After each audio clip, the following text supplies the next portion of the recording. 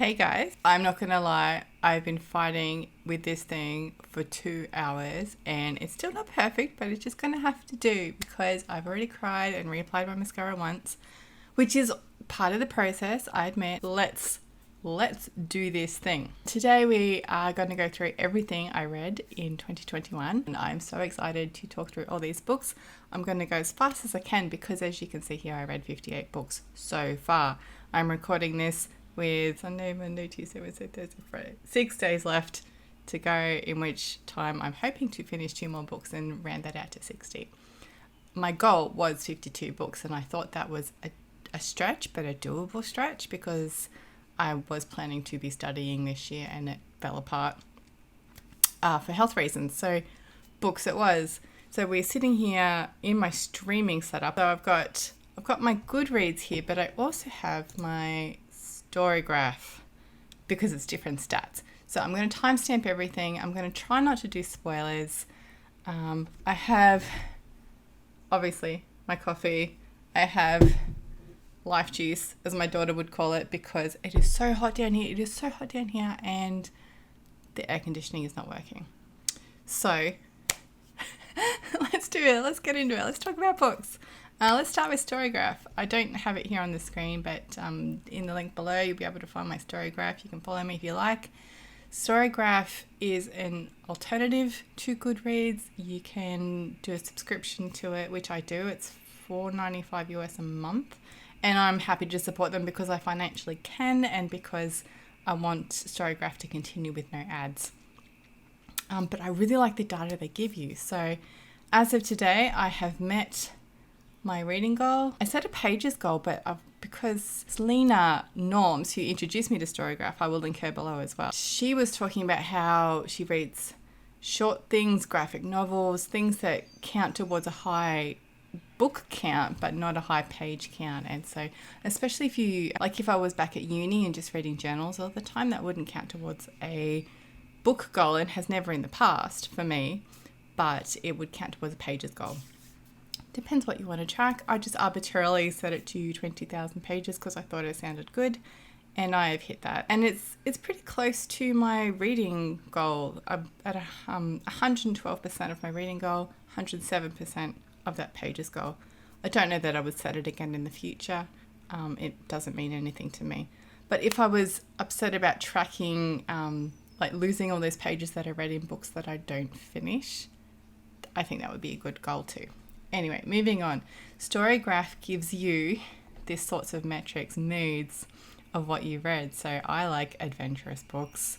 I like mysterious books, challenging, emotional, maybe dark, and then getting down to informative, tense, reflective, funny. I don't like funny books. I don't like being entertained.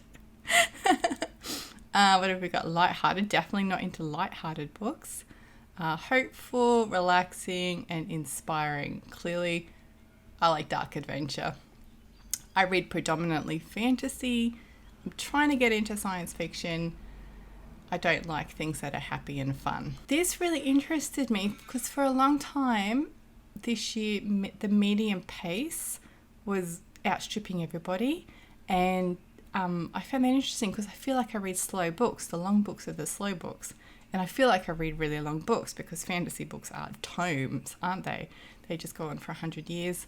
But this is pretty even, 39% or 21 books slow, 20 books medium, 13 books fast. This is also cool because if I click on one of these and let it load, it will tell me which books came under that pace. But that's spoilers for what I read, isn't it? Page numbers, this also surprised me because I thought, oh, I read really long fantasy tomes, but I really only read 4. Most of my books were under 300 pages, which really surprised me because I read fantasy tomes. That's the identity I have for myself. But apparently no. The data doesn't lie. And then the mid-range books, 35% there. So yeah, most of my books were what I would call really short books. Obviously, I read a lot of fiction. I have 9 non-fiction in here, which also surprises me. Press on. A breakdown of my genres. My lowest genre was crime with 1, philosophy with 1. That doesn't surprise me. Magical realism. I wouldn't even know what that is. Children's. What did I read that was a children's book? Let's find out. Oh, The Hobbit. Yeah, okay, fair. Yeah, cool breakdown. Obviously, fantasy's topping that list. This one I really liked too, because I've been tracking it in my bullet journal, is I read 2 actual real books, and mostly, but beyond that, it's a 50-50 split between audio and digital. I predominantly read on Kindle and audible audiobooks. Most read author James S.A. Corey. We'll come to that. Books read versus pages read. That's not super interesting to me, but could be interesting if you like the data. And star ratings. This one also really surprised me because I feel like I give everything 2 stars. I go off the Goodreads system, which is, I think 1 star is I didn't like it. 2 stars is it was okay. 3 stars, I liked it. 4 stars, I really liked it. 5 stars, I loved it. I don't give anything 5 stars on the first date. It has to be a reread before I commit to 5 stars. But I give it most things 3, which means that I liked it. Where I feel like I'm such a curmudgeon and everything is only okay. 1 star went to 1 book, and I know exactly which one that is. So I'm enjoying Storygraph for those reasons. Hang on, we need coffee. But the reason I've set it up like this, not just to show you that cool data, is to show you, because Goodreads does every year, this overview. All right, sorry, I need chocolate, so bear with me. My 2021 year in books, courtesy of Goodreads. I am still using Goodreads. I like the social aspect of it, even though I don't post there anymore, because my book club's like hybrid Goodreads and Discord, and I spend my time on Discord. That mean, look at that, there's my face. 58 books read. My shortest book, A Dead Chin in Cairo. My longest book, The Priory of the Orange Tree. It felt that long, I'll tell you that. Average book length, 386 pages. So even though Storygraph told me I was reading lots of short books, on average, I was reading, they're still short, aren't they? But not as short. My most popular book was The Hobbit. And my least popular book was, that is called The Magic of Rogues. It is, we'll get to it. My average rating was 3. My highest rated was The Assassins of Thassalon. This was not my first review of the year because this was a reread, so it's just picking up the fact that I'd reviewed it before. Let's get to it. Now I know that I read Caliban's War before Gods of Risk, but I probably marked them right at the same time. God, I've been at this for 100 years already and we've only just started on the books. Caliban's War is part of, I was rereading the Expanse series, starting with Leviathan Wakes, which was must have been last year. Caliban's War is the second one? I don't know. So that was part of my reread. It is part of the Expanse series, so if you've not read it, you've not seen the show, what happens is in this one is there's a group of people who work in space. They manage to get hold of a spaceship, and they just basically accidentally cause a war, and then the consequences of the war. But the Expanse as a whole is amazing. Watch the show if you're not interested in the books. It's just finished. The last episodes are airing now on Amazon Prime, so absolutely love it. So Caliban's War was part of that reread. The Gods of Risk is just a novella set in between the books, and it's not central to the story, but it's a bit more world building, bit of backstory and what peripheral characters are doing when they're not in the main books. And it's nice in the later books that if you've read these novellas, you can see the callbacks to them. I really enjoy that. So this is why James S.A. Corey was the top of my reading list, because I reread all of The Expanse and most of the novellas this year in preparation for the final book of the series coming out in December, and the final season of the TV show, which is out now. So the next one on the list is Paladin of Souls. This was a reread. It's, well, you can see here the sequel to The Curse of Chalion. Paladin of Souls is are spoilers for the first one if you haven't read it, The Curse of Chalian, but you can read it standalone. Last McMaster, Bujold, in this universe, the world of the five gods, does a lot of exploration of the intersection of society and religion and the perception of religion, and it is fantasy as well. This one particular one is a woman whose children are grown. Is that spoilers for the first one? I might cut that out. So whose children are grown, and she's kind of and her mum has died, and so she's kind of at a loose end of what she's going to be in her middle years. And so she goes off on a pilgrimage, and events ensue where she recovers herself and finds a purpose, which I feel like is a lot of like literary fiction kind of vibe, but this is fantasy and religion, which I like. So I was into that, especially as somebody who is now a parent and approaching middle years. I related a lot to it. Abaddon's Gate, that's the third book in The Expanse, and then a novella. I can't talk about these ones without spoilers, so read them. Digital Souls, this is a philosophy book that really spoke to me. It's about what happens to your digital presence, your digital persona when you die, and can you be dead and gone if your digital presence continues, and what does that mean, and what is really dead. And it's definitely philosophy, but it's absolutely readable. And the one thing that I took away from it is to if you are concerned about your digital presence lingering after you physically die, write in your will to disable your online accounts. My husband and I have been talking for years about, that's what friends do, is they, delete your browsing history when you pass away. After reading this book, it really solidified in my mind, that's what I want. I pronounce this Cibola. Is it? Cibola Burn?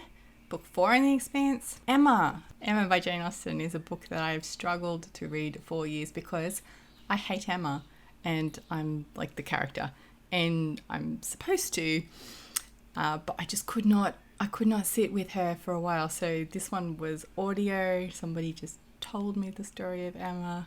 I still don't like her, but obviously you're not supposed to, because she is young and silly, and she comes around. It's okay.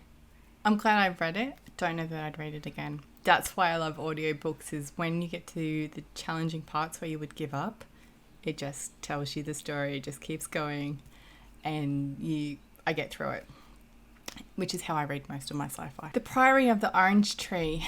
This one, Samantha Shannon, this one. This came about because my book club was reading a lot of science fiction, and I rebelled. I wanted some fantasy. So some of us just read this one together, The Priory of the Orange Tree. It is about,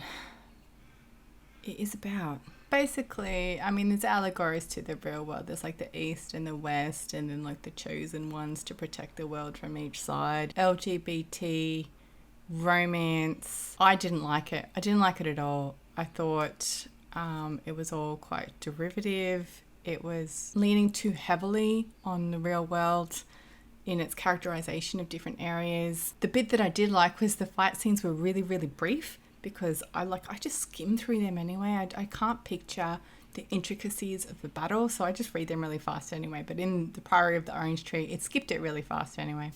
But it was too long. I didn't enjoy it. Lots of people did. You might be one of them. But I just found that it was not an innovative fantasy, and I was really struggling to get through it in the end. It is my longest book at 800 and something blah pages, and like I said, it was far too long. Elatsoe. This one was really nice. This was part of my book club. This is by Darcie Little Badger, and this is the story of a teenage girl, Native American. I can't remember off the top of my head which community of Native Americans she belongs to. It is a urban fantasy. Family member dies, and she has to process that grief with her family. But and there's a really cool scene with her dog. Best ever. But the bit that really stood out to me with this one was that she's a teenage girl with parents who are there in the story who clearly love her, but also clearly trust her because she has this magical ability, and which is common in the women of her family. And her mum's like, please be safe. I can't stop you doing it. You do it. Please be safe. And I just thought, oh, you don't see that in young adult. It's like mum and dad there, and supportive and encouraging. So highly recommend. Next up was Stuart, Turton, The Devil and the Dark Water. This one I loved. I loved it so much. It is Stuart Turton wrote The 7 Lives of Evelyn Hardcastle. Yes, because the other one is The 7 Husbands of Evelyn Hugo. So he wrote The 7 Lives of Evelyn Hardcastle, which is a murder mystery in the vein of Agatha Christie. And I loved that one. This one is a murder mystery in the vein of Sherlock Holmes and Arthur Conan Doyle. It is set on a boat travelling from Indonesia back to Holland. There's the Sherlock Holmes thing, which I really love. There is early modern English, in particular, magic and witches. And it was just really fun. Really fun, but also because early modern English witches is something I know a lot about, really spoke to me. Highly enjoy. So hot in here. Oh my god, this is taking forever. Next was Ben Aaronovitch, Rivers of London. This is another urban fantasy. This is a cop who has just finished cop training, whatever that's called, and discovers that he can talk to ghosts. And so there's the crime, the murder mystery, but also the paranormal. And the paranormal department of cops in London, apparently. Humorous, comedic, not my vibe, but if you're into, what was it similar to? Not as absurd as Terry Pratchett, but definitely if you like that sort of thing, you'd like this one. There's a massive series. This one, I would recommend it to my husband. It's not for me. Black Spring, Alison Croggon. This is a retelling of Wuthering Heights, which I hate. And I hate this one too. It doesn't make much sense. I mean, obviously you have to hate Heathcliff and Cathy, even though they've got different names here. But this one has magic in it, and the magic is really interesting and not explored. Quarterly essay, Getting to Zero. I do like the quarterly essay. I listened to it for free on Audible. And this one was about how we should be giving up fossil fuels and transition to renewable energy. And I enjoyed it. The House in the Cerulean Sea. This was a book club pick. This one, I've mixed feelings about. It is LGBT friendly. Sorry, my phone's buzzing over there.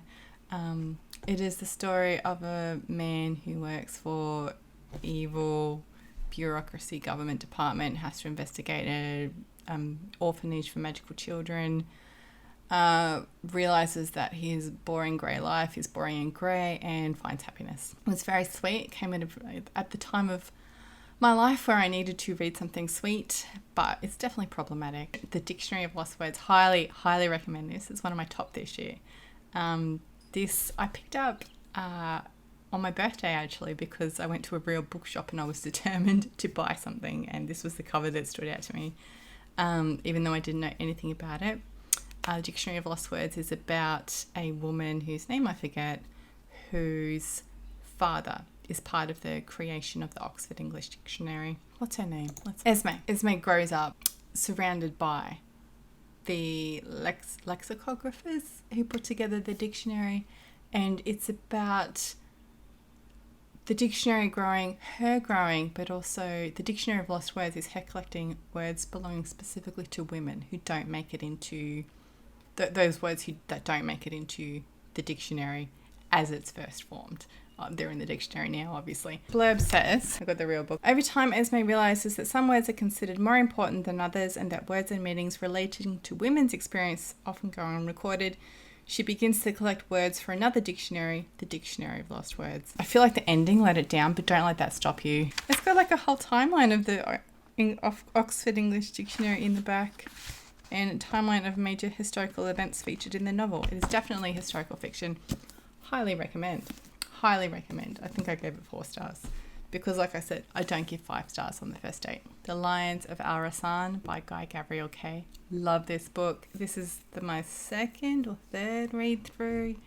Absolutely love it. It is Gavriel K's, most of his books are set in a world that is analogous to the real world. So this is set in Al-Andalus, which is Muslim Spain. Has the Muslims and the Christians and the Jews, different names for them.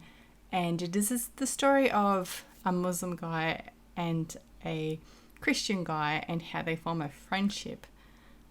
But then they come together through a set of circumstances, and it's about their friendship and the woman between them, but not like in a romantic way. They all 3 of them have a connection. It is a will they won't they of these 2 guys in relation to they are on opposing sides of this religious war. What will happen? No spoilers, but I absolutely love it. Moreno-Garcia, Gods of Jade and Shadow. This one was picked up because I didn't want to read what my book club was reading. And I thought, well, people have been talking about this. Mexican Gothic, I think she wrote as well. And people have been raving about that. So this one I picked up. Did not like it.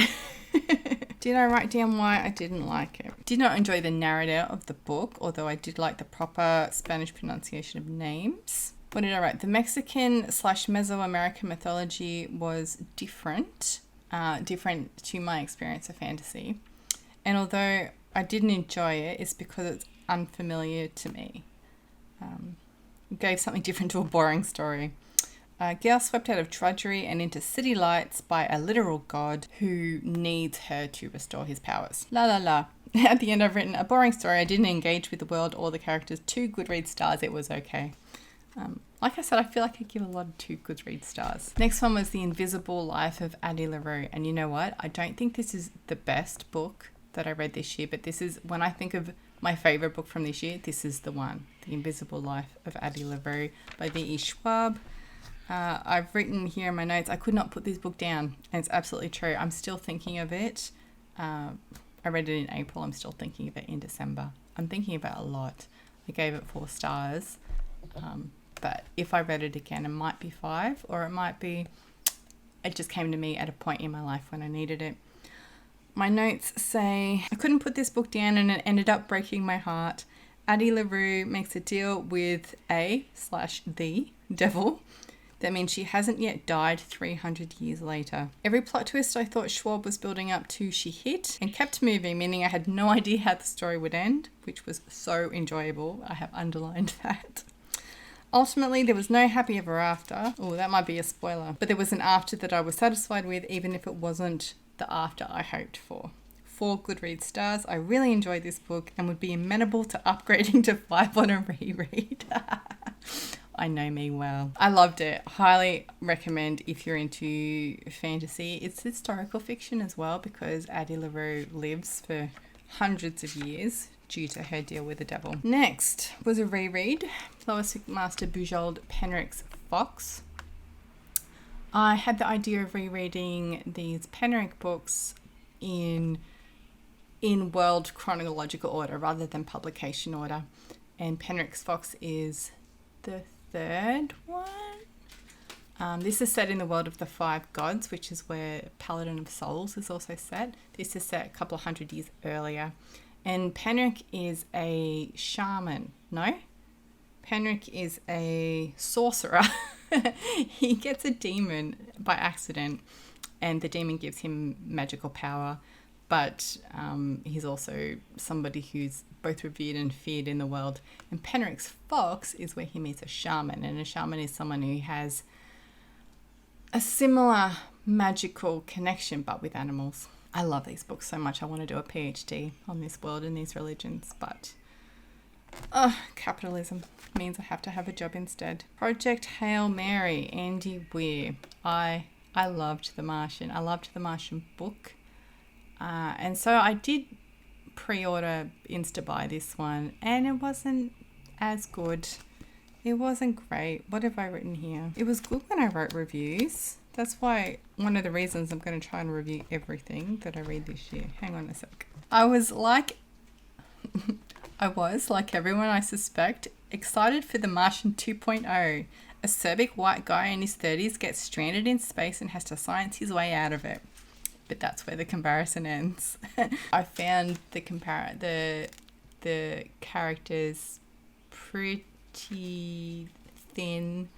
I found the pretense of this one guy who gets stranded in space really flimsy. I found the ending unsatisfactory, but it's like The Martian in that shit hits the fan, you science your way out of it, you breathe for a second, more shit hits the fan, science your way out of that. It was readable. I gave it 3 Goodreads stars. I've ended this review with, beyond the thriller, the book fell flat for me in ways The Martian didn't. And although it's unfair to compare the books, if you're going to use the same premise and basically the same main character, I'm expecting a level up on round 2. Gee, she's vicious. American Gods, Neil Gaiman. Now, I resisted this for a long time. I started the TV show and it was so gory, I could not watch it. But I was planning on doing a subject at uni on fantasy. And this was one of the books that we had to read. So I loved it. I listened to it and it was awesome. A road trip, a literal and metaphorical journey, a series of vignettes hung together, although will these disparate pieces come together at the end? Absolutely enjoyed this one and was surprised that I did. 4 Goodreads stars. Highly recommend. If you haven't read it, the audio was really good too. Lois, McMaster, Bujold, The Assassins of Thassalon. Now this is set in the Penric world, but this one is a novel rather than a short story. The rest of them are short stories. This one is Penric encounters another sorcerer using their magic to assassinate people and has to not only discover who and who put them up to it, but also potentially rehabilitate that sorcerer, because that's the kind of guy Penric is. P. Jelly Clark, I hope. A Dead Djinn in Cairo. This was a short story. So this is set in Cairo in 1912, and all these books are set in that pre-First World War Cairo. The Ministry of Alchemy, Enchantments and Supernatural Entities. There's a special investigator, Fatma, and she's the main character of this one, and she investigates what is going on with this dead djinn in Cairo. I enjoyed it. That was a short story, and then I read more, which you will see. Next one, Hans Bertand's Literary Theory, The Basics. This is the basics of literary theory in a nutshell. I read it for uni. Black again, The Haunting of Tramcar 015 is set in the same world, different investigators. It's still magic, djinn, fantasy creatures who have crossed over to Cairo, and they're causing havoc. The Hobbit, which is Tolkien. I read this one for uni as well. What can you say if you haven't read it? Actually, I was going to show you my shirt, which relates to this. This is the most bookish shirt that I have. Where are we? Lord of the Rings, obviously. So yeah, The Hobbit is what it is. More enjoyable than the trilogy of movies. If you've not read it, why not? It's really quick. George Megalogenis, Exit Strategy, another quarterly essay. This one was about, I can't even recall.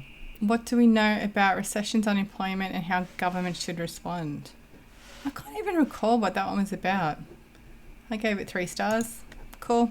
I read too many books this year. Alison Page and Paul Mamet, First Knowledges Design, Building on Country. This is part of the First Knowledges series about Indigenous knowledge in Australia. And this one was about, as it says, building on country, but the way that buildings and monuments are constructed historically and with reference to Indigenous culture today, and how those spaces for Indigenous communities can reflect the requirements of culture, like hospitals and that sort of thing. Interesting. Guy Gavriel K, Under Heaven. This one is set in a analogous Chinese dynasty. Long, sweeping, lots of characters whose lives intersect and not always happily ever after.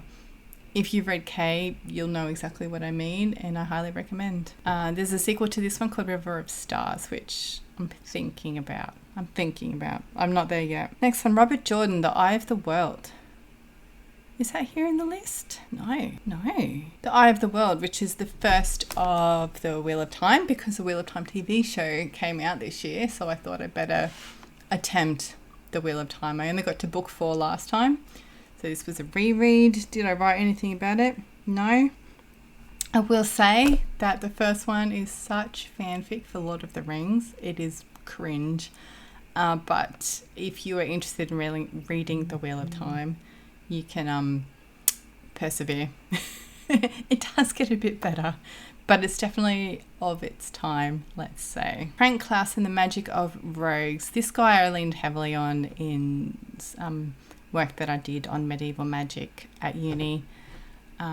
Really interesting. So this one's about necromancers in early modern England, and it's translated sources and then a bit of context around those sources and the way that magicians, necromancers in this case, were used their magic and were prosecuted, and they weren't prosecuted for the reasons you think.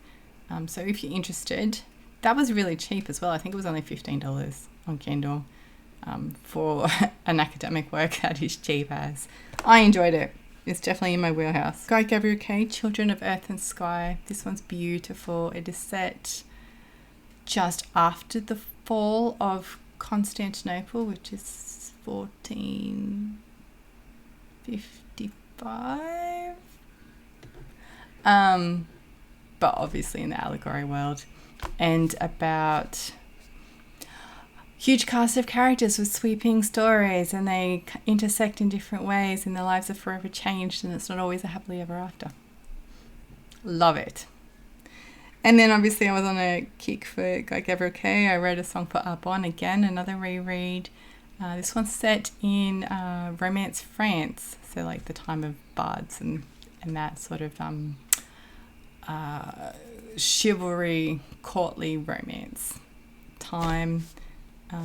This is France versus like Germany basically, but you know, a huge cast of characters whose lives intersect in ways that leave them ultimately not always happily ever after.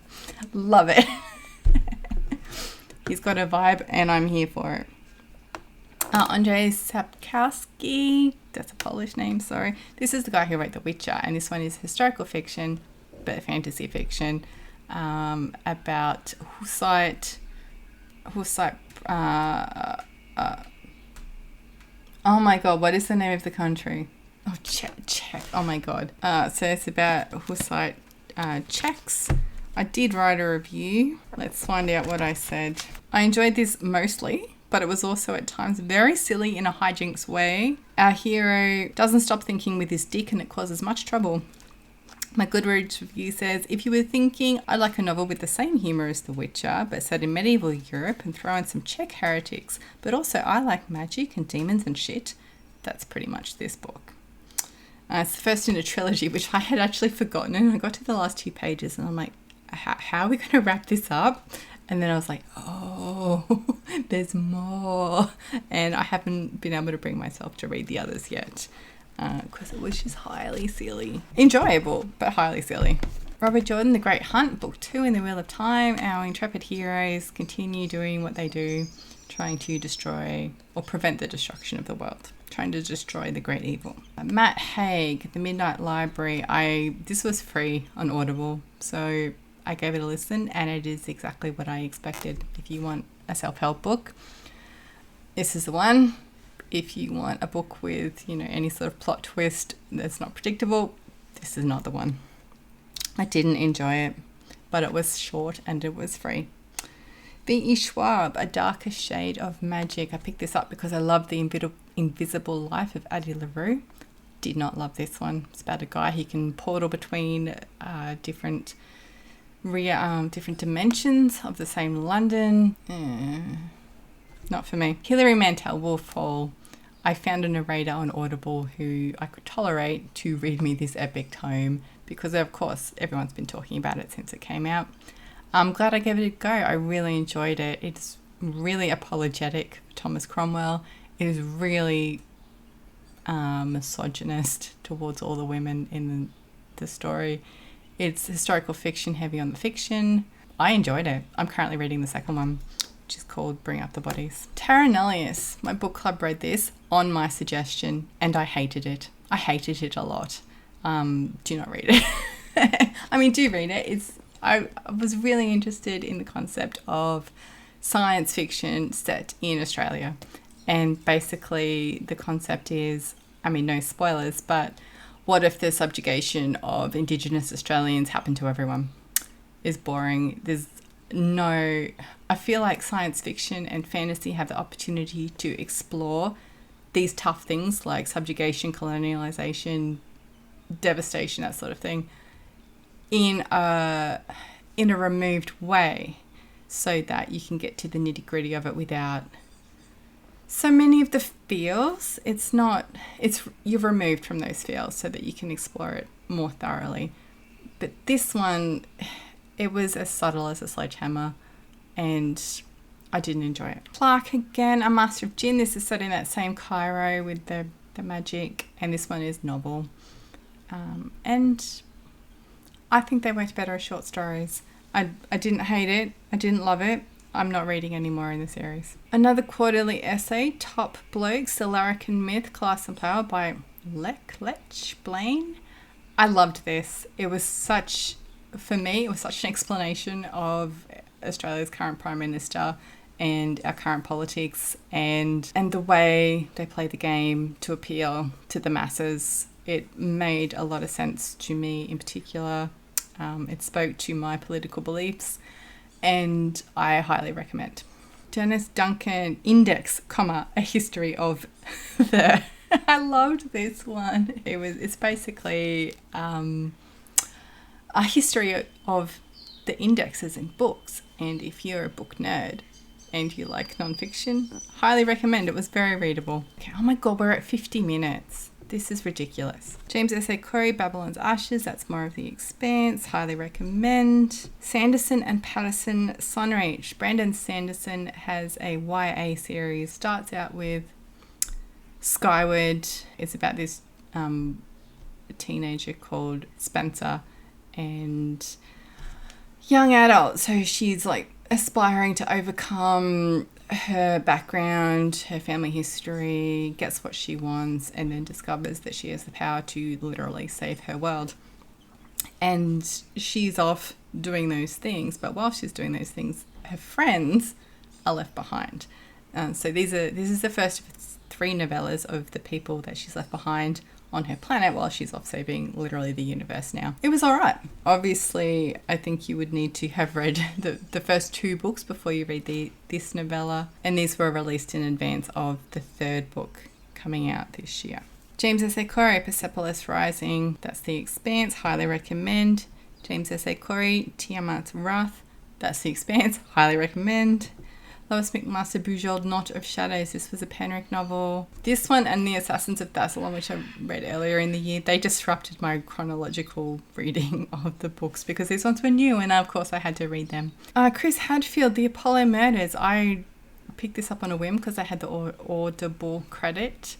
It wasn't bad. What did I write about it? Let's find out. For a first outing, this isn't so bad if you're into the absolute fine details of flight, space agencies, and 70s Cold War political strategy. You'll enjoy it. It did feel very paint by numbers in that, like, Hadfield had the plot points that he had to hit in a thriller, and he hit all those plot points in order. But if you're a reader of the genre, I feel like you expect that of a thriller anyway. I didn't hate it. I would definitely read his next one.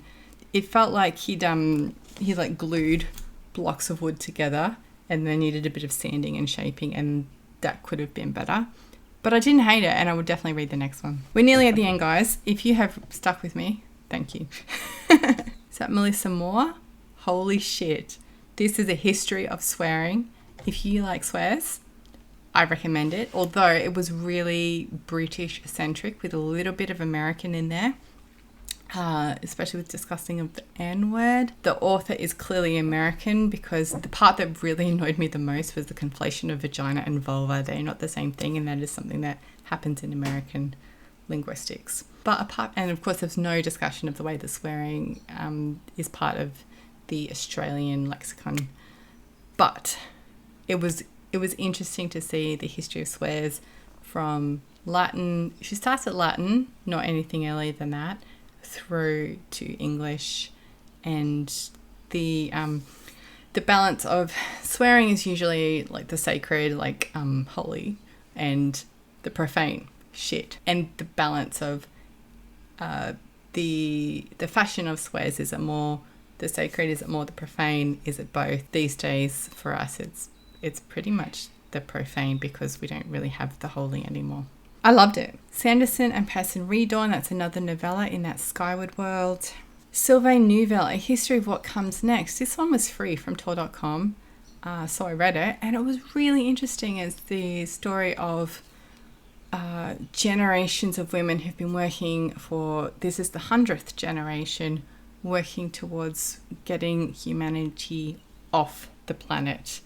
And I will not spoil it any further than that, but of course there's generations of men who are working hard to stop these women from getting everyone off the planet.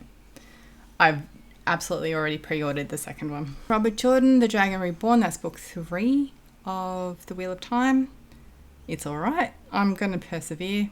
Sanderson Cytonic. So this is the third book in that Skyward world. This one focuses on the main character Spencer and her adventures off-world and technically off-universe. Alex E. Harrow, The Once and Future Witches. Alex E. Harrow wrote a book that I read last year called The 10,000 Doors of January.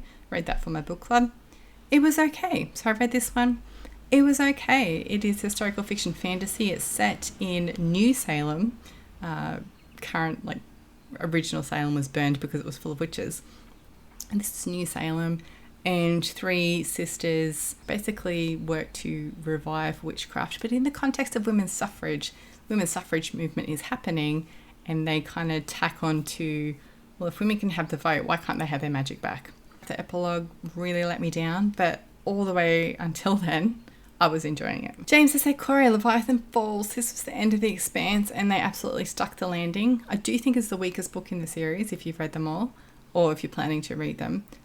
But in the context of all of the books, that's not a diss. It was really good. It tied up what I wanted it to tie up. The ending was satisfactory to me and my emotions. I didn't cry, which was a bonus. And then the last one that I have recorded is Cranford by Elizabeth Gaskell. I listened to that, and I watched the TV show multiple times. Had never got around to the book, so this was a nice short one. It is about ladies in the early 18th century, I want to say.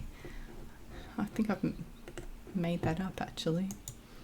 Definitely England, or mid-19th century. Ladies, a town full of ladies, they hold the power. They are the society. If men happen to come to the town, they're like always away on business, or they're dead husbands, or, you know, they're just never there. It's about these women and the way that these women conduct their lives, even though they've all got social status in the town, none of them have any money. Is really sweet and funny. And that is it. Let me have some more coffee. I've been talking for an hour. So that's my reads of 2021. I still have 6 days to go. I'm currently reading 3 books. So if I get any more finished this year, it'll be a future video. But I'm really pleased to have hit that milestone of 52 books in 52 weeks. Thanks for sticking with me this long. This is not my usual video. Normally I make vlogs. And I will have another one of those for you next week. Have fun.